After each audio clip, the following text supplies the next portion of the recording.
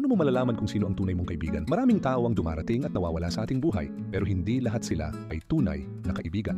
Paano nga ba natin makikilala kung sino ang totoo at sino ang peke? Sa video o content na ito, pag-uusapan natin ang ilang sitwasyon na makakatulong sa iyo para malaman kung sino ang tunay mong kaibigan. Paano nila hinaharap ang gulo? Tunay na kaibigan. Kapag may kagalit ka o may nang-away sa iyo online, sasabihin nila na, hayaan mo na, huwag mo na patulan. Ipinapakita nito na iniisip nila ang kapakanan mo dahil ang pagsagot ay madalas nagpapalala lang ng sitwasyon.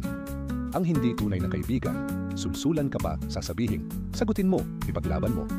Ngunit ito ay isang senyales na hindi nila iniisip ang kapayapaan mo, kundi gusto lang ng drama o gulo. Pangalawa, pagdating sa tulong, paano sila tumutulong? Tunay na kaibigan, kapag nagipit ka sa pera o may kailangan kang tulong, tahimik silang tutulong.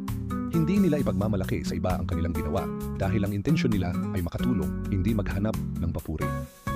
Hindi tunay na kaibigan, kabaliktaran, kapag tinulungan ka nila, ikakalat pa nila sa buong barangay o circle of friends para magmukhang bayani. Ginagawa nila ito hindi dahil sa malasakit, kundi para sa recognition. Pangatlo, paano nila ina-address ang mga pagkakamali mo?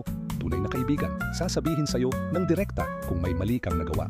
Mahal ka nila, kaya gusto nilang itama ang pagkakamali mo para matuto ka at maiwasan mong maulit iyon. Hindi tunay na kaibigan, sasabihin nilang okay lang lahat sa harap mo, pero pagtalikod mo, sila pa mismo ang magsasabi sa iba ng mga pagkakamali mo. Ito ay senyales na hindi talaga sila totoo sa'yo. Kaya sa mga senaryo na ito, mahalagang mag-ingat. Karamihan ng fake friends ay nandyan lang kapag may pakinabang ka. Subukan mong obserbahan kung paano sila kumikilos sa mga ganitong sitwasyon para malaman kung sino ang tunay at dapat mong pahalagahan.